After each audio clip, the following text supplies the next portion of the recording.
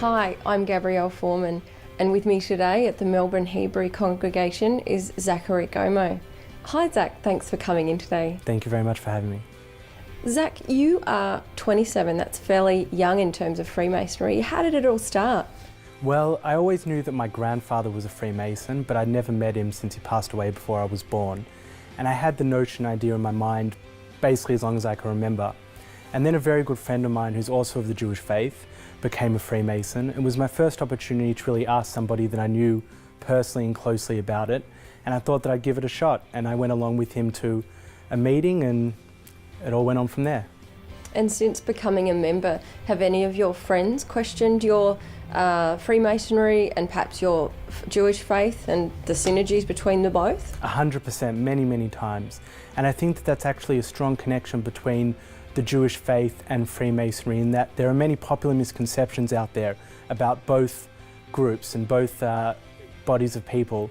But the reality is that I would think and hope that anybody who knew a Freemason on a personal level would know that many of the misconceptions out there aren't really based in reality and are more fiction, and that there's really, only good things going on and a lot to be proud of, and that the community would be interested in and benefit from. And as you know, Freemasonry stems right back to ancient times. What is it about that interests you? Well, as a member of the Jewish faith, Judaism is a very ancient religion and we're a very ancient people, and that's the case in Freemasonry as well.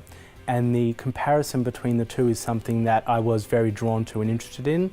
And in my Masonic education and involvement, I'm very interested in history as a history teacher, and I look for those links, I look for that history, and that's something that really grabs my interest and attention. And how do you think that Freemasonry impacts the community? Freemasonry does fantastic things for the community on many levels. On the one hand, you've got the charity and the community involvement, which is more external and open.